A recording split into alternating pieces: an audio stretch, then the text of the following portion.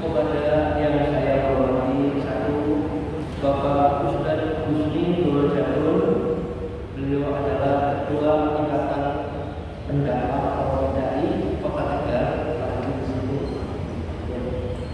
Kedua, Bapak Haji Dr. Terus Edi Budianto MD, laku Ketua Paguyuban Alumnus SPG Islami Angkatan atau lulusan 1980. Ketiga, Bapak Ibu hadirin anggota Paguyuban atau alumnus SPG 1980 beserta keluarga. Ibu dan Bapak yang saya hormati, mohon izin saya ini lulus dari SPG tapi berdiri di sini tetap kehormatan yang luar biasa bagi saya.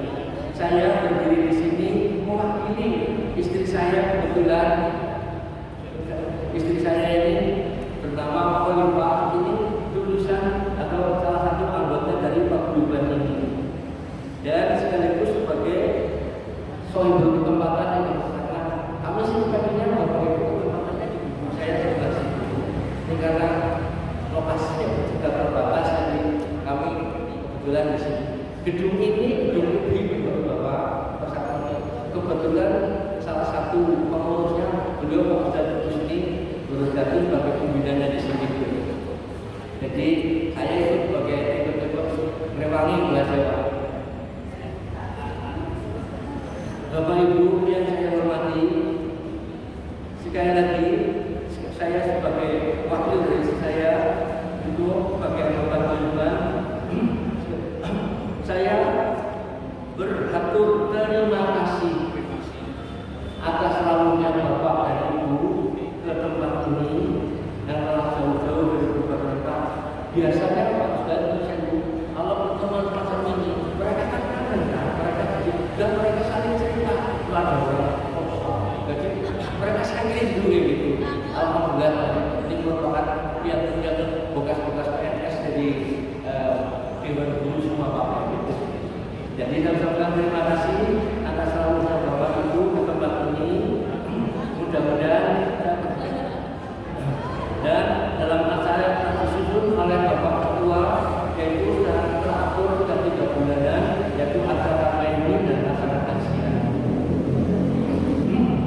Saya mohon maaf sebesar-besarnya apabila dalam kesempatan ini tempatnya serba sederhana. Ini tadi baru saja sound systemnya memanggilkan ketika datang ke sana mati ya gitu. Ini juga saya mohon maaf tidak nyaman ini ya Bapak-Bapak. ini mudah-mudahan atas segala ketidaknyamanan dan kekurangan mohon maaf. Selamat berreuni dan selamat mengikuti kajian bersama yang dilakukan Allah. Saya hanya bisa katakan saja apabila saya berkenan saya maaf.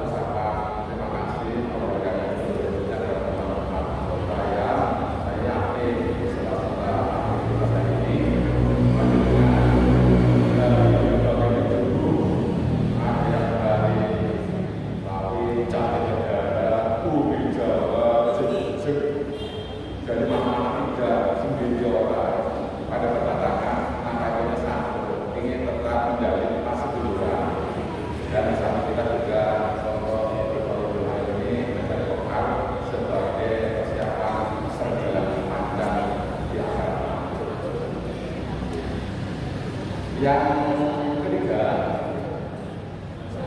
nampaknya kepengurusan periode kedua 2022 sampai 2027 kita sudah melaksanakan amanah selama setengah tahun berjalan. Ada beberapa kegiatan yang sudah kita eksekusi, kita laksanakan. Ada beberapa kegiatan yang masih dalam perencanaan. Ada kegiatan yang harus kita evaluasi. Oleh karena itu, nanti pada awal Januari mungkin pengurus akan mempersiapkan kegiatan-kegiatan apa saja yang segera kita eksekusi, segera kita laksanakan. Selama ini kegiatan yang sudah berjalan adalah seksi sosial. Seksi sosial itu paling banyak kegiatannya. Seksi sosial itu kita sudah melaksanakan santunan yatim piatu kaum duafa pada bulan Oktober kemarin. Kita sudah melaksanakan secara rutin distribusi sembako pada bulan Ramadan. Kita sudah laksanakan bertahun-tahun distribusi tombol berkah setiap hari Rabu dan hari Minggu di Rumus Lawi. Secara khusus saya sampaikan kepada Mas Bambang yang telah meminjami Rumus Lawi kepada kita gratis selama bertahun-tahun tidak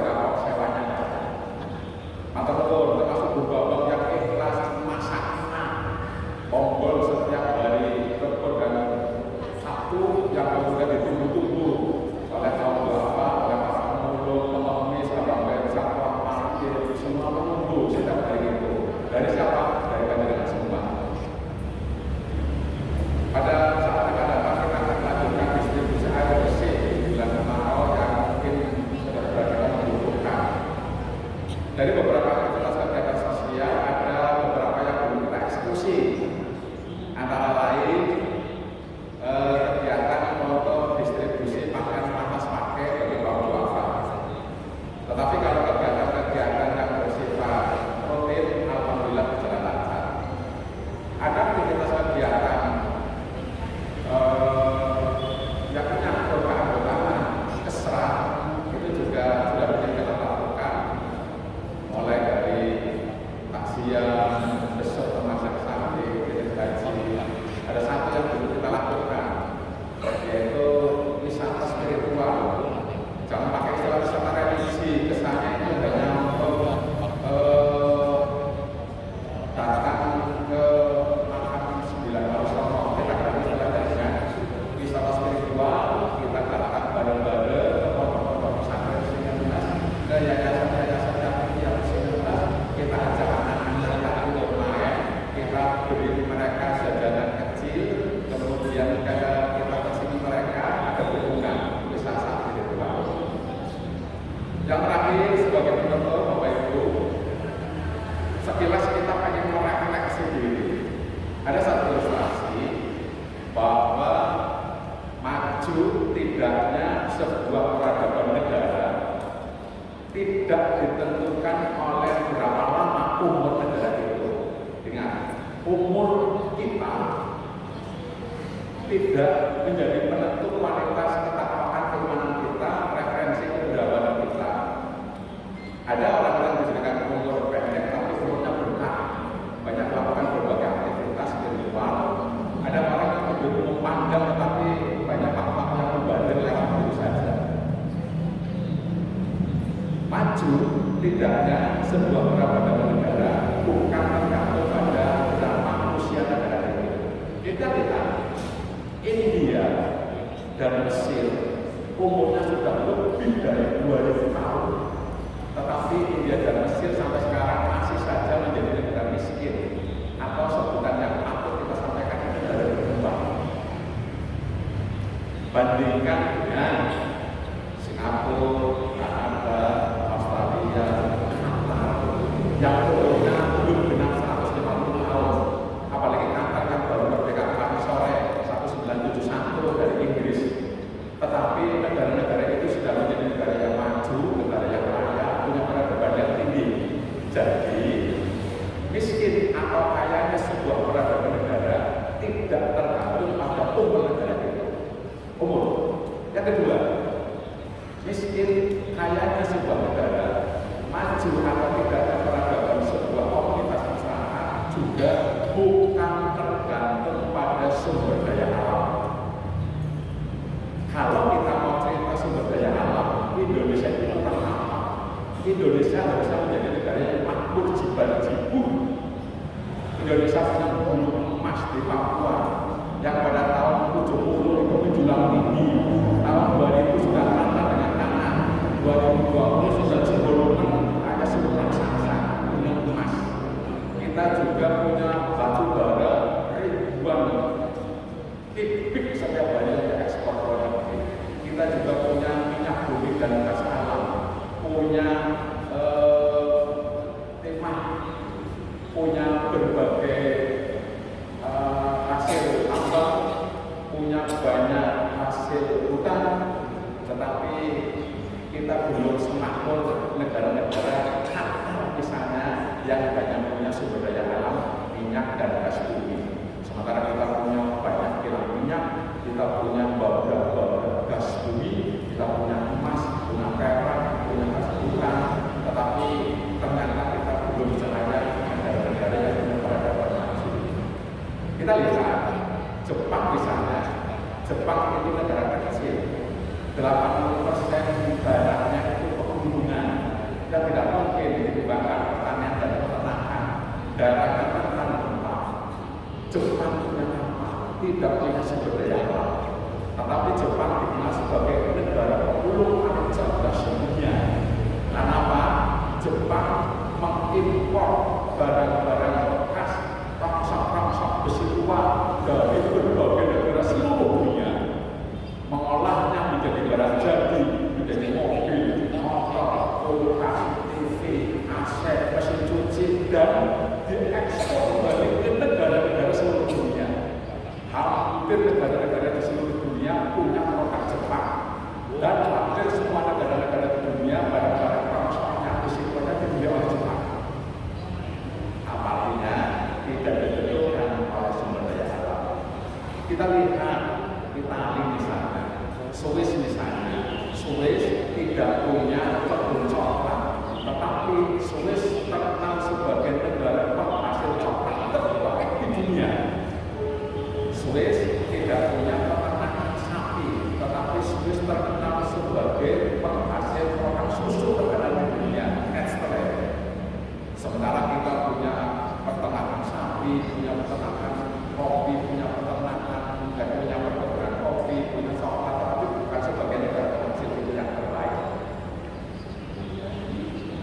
dibandingkan dengan anak hanya punya dua sumber daya alam, hanya punya gas bumi dan minyak. Sekarang akan menjadi negara paling aneh di dunia karena kekayaannya yang bangga-bangga. Bagaimana mungkin begitu bayi lahir cepat, negara sudah menyiapkan rumah untuk masa dewasa mereka. Anak-anak di sana silakan kalau sudah memasuki usia sekolah, pilih sekolah yang mereka sukai. Dari SD, SMP, SMA, perguruan tinggi gratis dibiayai oleh negara. Bahkan anak-anak sekolah di sana mendapatkan subsidi uang saku. Giliran lulus dari perguruan tinggi, mereka tidak boleh kemana-mana. Silakan mencari kerja di negaranya sendiri. Pekerjaan sudah disiapkan oleh pemerintah dengan gaji yang lumayan besar. Ketika kemudian mereka menikah, para suami diberikan kesempatan untuk menikahi istri maksimal 4. Dan selain istri pertama disediakan fasilitas pembantu rumah tangga dan driver oleh pemerintah digaji oleh pemerintah, istri kedua ketika keempat juga disiapkan driver dan pembantu rumah tangga yang dibiayai oleh pemerintah. Tentu saja driver dan pembantu rumah tangganya adalah para TKI, para tenaga kerja asing, bukan penduduk mereka. Itulah luar biasanya negara kita. Dan yang paling mengejutkan, income per kapita, rata-rata pendapatan pegawai yang ada di sana, ada yang lebih ada yang kurang. Setiap bulan rata-rata pendapatan penghasilan penduduk Qatar setiap bulan 147 juta rupiah. Kenapa? Ternyata Qatar menerapkan satu-satunya undang-undang yang dilakukan dan peraturan yang dilakukan adalah Quran dan Hadis. Itu adalah Qatar tidak pernah undang-undangnya juga pada manusia, dan yang dibuat oleh Allah sekaligus Quran dan Hadis sebagai undang-undang dan sebagai peraturan pemerintah. Bandingkan dengan kita di Qatar itu, salat subuh sama padatnya seperti salat Jumat di Indonesia. Artinya kalau salat subuhnya saja padat menunjukkan otomatis salat zuhur, asar, maghrib, isya juga mudah dilakukan. Itulah kenapa janji Allah terbukti bahwa negara-negara yang menerapkan hukum Islam yang benar, negara-negara yang benar akan diberikan keberkahan yang luar biasa. Sumber daya alam bukan sebagai penentu maju tidaknya sebuah negara. Yang terakhir, yang ketiga, lalu apa? Apakah karena ras? Apakah karena warna kulit? Ternyata bukan. Para eksekutif yang berkumpul di sebuah negara, mereka sepakat menyatakan bahwa ras, warna kulit tidak menjadi penyebab maju mundurnya sebuah negara, karena Allah ternyata memberikan kecerdasan kepada setiap manusia relatif sama, tinggal bagaimana sikap perilakunya. Jadi maju tidaknya sebuah peradaban negara tidak ditentukan oleh umur negara itu, tidak ditentukan oleh ada tidaknya sumber daya alam, juga tidak ditentukan oleh ras, warna kulit. Lalu apa? Nah, ini ternyata hasil penelitian para pemikir bahwa peradaban negara-negara maju bukan berarti Allah pilih kasih. Negara-negara yang masih miskin tidak bersumbang bukan berarti alam yang kejam kepada kita. Ternyata negara-negara yang maju mereka taat dan mematuhi prinsip-prinsip dasar kehidupan, sementara negara-negara miskin berkembang sangat lemah dalam menerapkan prinsip-prinsip kehidupan. Dan yang lebih membelalak mata, hasil kajian para ilmuwan, prinsip-prinsip dasar kehidupan yang dianut oleh negara-negara maju ternyata sudah dibilang bagus di dalam Al-Quran dan sudah diatur dalam berbagai hadis. Artinya apa? Prinsip-prinsip dasar kehidupan itu adalah akhlak perilaku Rasulullah yang ditaati, meskipun mereka bukan negara Islam, meskipun mereka bukan orang Muslim, tetapi mereka sudah melaksanakan berbagai implementasi Al-Quran dan hadis. Sementara kita orang-orang yang Muslim hanya fasih untuk berteori, hanya hafal menuliskan slogan-slogan, tetapi mereka yang melaksanakan. Contoh kecil, kita sudah sedemikian fasih dengan slogan kebersihan sebagian dari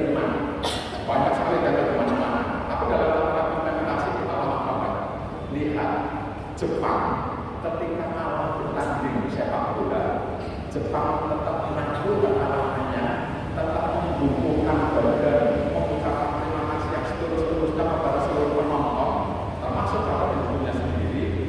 Dan di saat orang sudah mulai sepi, pelatihnya turun ke lapangan membungkuk ke berbagai arah, mengucapkan terima kasih kepada tuan rumah. Para pemainnya sudah mengkondisikan diri, begitu masuk di tempat salin, keluar dari tempat salin, kamar salin, kondisi kamarnya jauh lebih bersih daripada ketika mereka masuk. Para penonton yang di Jepang melakukan tindakan yang spektakuler. Ketika para penonton yang lain berhamburan keluar meninggalkan stadion, meninggalkan banyak sampah, orang-orang pendukung penonton dari Jepang, mereka dengan ikhlas memunguti sampah sampai bersih tanpa harus disotik oleh video kamera. Satu hal yang sangat takjub, ketika Jepang menang melakukan gerakan bersih-bersih lumrah karena kondisi hati lagi bahagia, kondisi hati lagi sedih, kesebelasannya kalah, toh masih tetap istiqomah melakukan bersih-bersih sebagai kultur kehidupan dirinya. Artinya apa? Dalam hal kebersihan bisa jadi Jepang jauh lebih islami daripada kita yang orang Islam yang mengaku kebersihan bagian dari iman. Dalam hal disiplin waktu jangan ditanyakan, orang Jepang tidak paham surat Al-Mas, tetapi orang Jepang sudah sedemikian menjadikan disiplin waktu dari kultur diri yang melekat turun-temurun.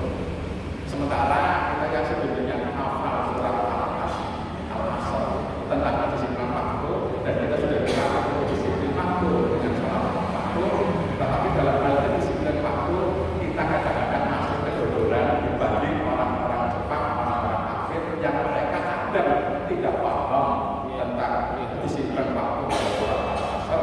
Mereka melaksanakan, kita harus sebatas berteori dan akses untuk melakukan teori-teori. Lalu apa yang menentukan maju mundurnya peradaban manusia? Ternyata hasil analisa para pemikir ditentukan oleh 10 prinsip dasar kehidupan yang semuanya sudah terurai panjang lebar dalam Al-Quran, yang semuanya sudah dijelaskan dalam hadis, dan itu sudah menjadi perilaku Rasulullah, akhlak Rasulullah. Lalu apa 10 prinsip dasar kehidupan itu? Tentu akan kita sampaikan pada pertemuan kita yang akan datang. Kita fokus untuk mendengarkan kajian dari Pak Ustadz. Jangan lupa siapkan catatan agar nanti bisa disampaikan materinya kepada keluarga, agar suatu saat kita bisa adopsi kemudian kita sampaikan dalam kultur di musola, agar ibu-ibu bisa menyampaikan materi yang kita catat dari ini pada pengajian dari ibu-ibu di pertemuan PKK.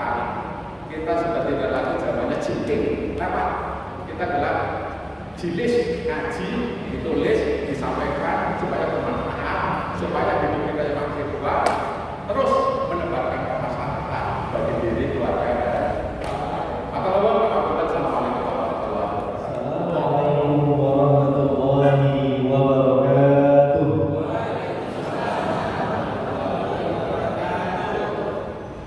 Alhamdulillah, bahagia rasanya, tidak terkira jumpa dengan para pahlawan, guru-guru saya, guru-guru bangsa, guru-guru bagi negeri tercinta ini. Setahu saya SPG berarti guru kan? SPG adalah Sekolah Pendidikan Guru. Masya Allah. Berarti saya berhadapan dengan insya Allah manusia-manusia yang terbaik insya Allah. Bukan tanpa alasan, bukan karena saya diundang terus saya ngomong demikian, bukan. Ini yang membuat saya ikut jejak ibu bapak. Saya sekarang masih melanjutkan ibu bapak. Saya guru di madrasah. Mengapa saya memilih guru? Karena guru adalah profesi terbaik, insya Allah. Insya Allah. Ibu, bapak, non sewu, agar majelis ini majelis yang penuh kemuliaan, maka kita sempurnakan dengan menyampaikan salawat dan salam untuk guru terbaik kita, Rasulullah Muhammad sallallahu alaihi wasallam. Allahumma salli ala Muhammad wa ala ali Muhammad kama sallaita ala Ibrahim wa ala ali Ibrahim wa barik ala Muhammad wa ala ali Muhammad kama barakta ala Ibrahim wa ala ali Ibrahim innaka Hamidum Majid. Ada 4 yang disebutkan Nabi sallallahu alaihi wasallam, tanda-tanda kemajuan sebuah bangsa adalah mengingat yang dua, melupakan yang dua. Ingat kebaikan orang lain, lupakan kesalahan keburukan orang lain. Dua yang lain ibu bapak pasti tahu. Yang kedua, ingat yang kedua. Ingatlah apa kira-kira? Kesalahan keburukan diri kita. Ingat kebaikan orang lain, ingat kesalahan diri kita. Lupakan kesalahan orang lain, lupakan kebaikan diri kita. Masya Allah. Ibu dan bapak, ingat dua, lupakan dua. Ingat kebaikan kita, ingat kesalahan orang lain. Kira-kira hidupnya tenang atau bahagia? Ibarat orang membawa kentang busuk dimasukkan ke dalam kantong plastik, ditenteng kemana-mana. Siapa yang paling mencium bau busuknya? Orang lain atau dirinya? Yang paling mencium bau busuknya tentu dirinya. Ingin bahagia, ingin maju, lupakan kesalahan orang lain, ingat kebaikan orang lain. Lupakan kebaikan kita, ingat kesalahan. A'udzu billahi minasy syaithanir rajim. Bismillahirrahmanirrahim. Ya ayyuhalladzina amanu irka'u wasjudu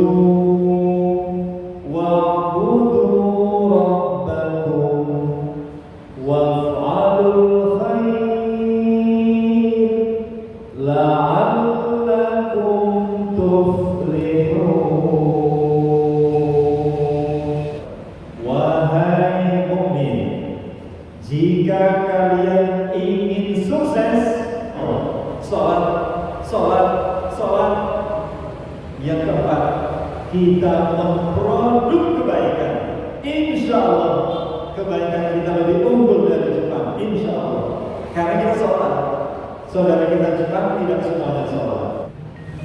Allah berjanji, siapa yang memenuhi 4 syarat, sholat, berbuat baik, itu benar, itu maju, itu juara, sukses, bahagia. أعوذ بالله من الشيطان الرجيم. Penutup. Inna nahnu nuhyil mauta wa naktubu ma qaddamu wa atharahum wa kulla shay'in ahsaynahu fi imamin mubin. Surah Yasin. Masya Allah. Ibu, Bapak, kami Allah yang menciptakan kalian, dan kami yang menulis terus-menerus apa yang terdahulu dan nanti yang kalian tinggalkan dalam jejak kehidupan kalian. Allahu Akbar. Betapa bahagia ibu bapak jika Allah menulis jejak-jejak kebaikan kita, menyantuni, memberi, meringankan beban saudara, memberi air. Masya Allah, itu luar biasa. Sedekah paling baik memberi air. Memberi makan, mengentaskan kemiskinan, peduli dengan sesama, itu adalah jejak-jejak kebaikan hidup. Bismillah, siap-siap ibu bapak kaget. Kaget kenapa? Nanti di akhirat Allah berfirman, fayunabbi'ukum, dan kami akan tayangkan. Pakainya nambah itu bukan berita biasa. Nambah berita spektakuler. Tentang apa? Tentang jejak-jejak kebaikan yang ibu bapak buat melalui program-program Paguyuban Lebaran. Dekat dengan Allah, dekat dengan Allah, dekat dengan Allah, teruslah berbuat baik.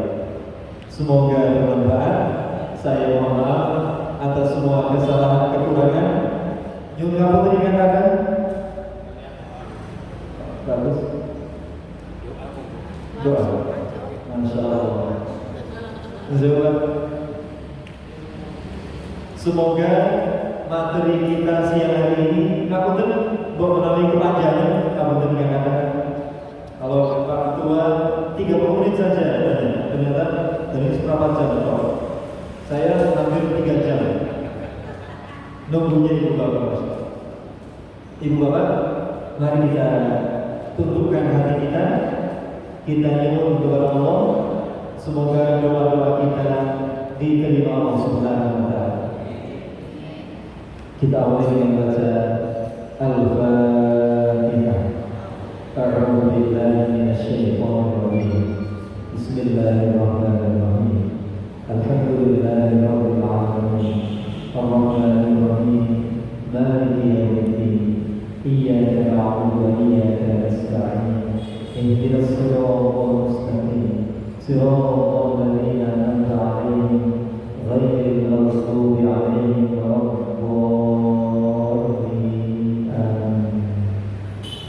Bismillahirrahmanirrahim. Allahumma rabbana lakal hamdu.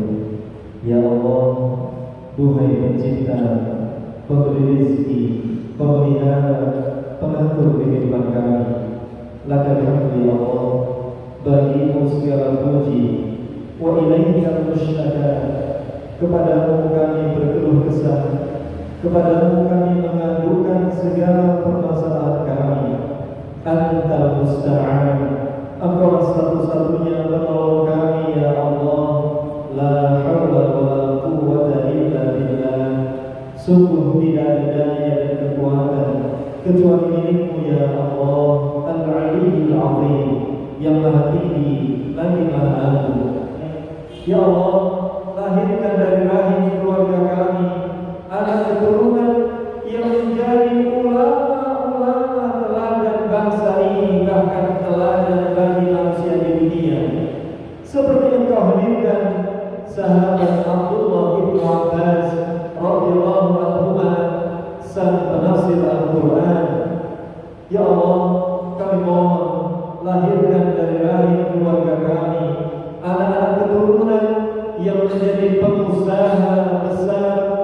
jujur, amanah yang akan membawa negeri ini kepada kemakmuran, kesejahteraan atas ridho ya Allah.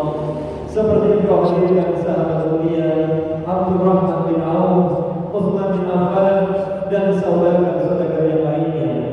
Allahumma rabbana atina min ladunka rahmah. Ya Allah, kami mohon hanya dari sisi-Mu saja kasih sayang. Wahai lana min amrina rasyada, bimbinglah ya Allah, bimbinglah semua urusan kami ya Allah. Allahumma rabbana ya Allah, sisa-sisa umur kami hanya ada di sisi-Mu. Kami mohon ya Allah, tawaffana muslimah, tawaffana muslimah, tawaffana muslimah, wa alhiqna bis-shalihin. Wafatkan kami sebagai muslim, kumpulkan kami bersama dengan orang-orang yang saleh. Rabbana atina fid dunya hasanah wa fil akhirati hasanah wa qina adzabannar. Wa sallallahu ala nabiyyina Muhammad wa ala alihi wa ashabihi ajma'in. Walhamdulillahi rabbil alamin. Terima kasih. Assalamualaikum warahmatullahi wabarakatuh.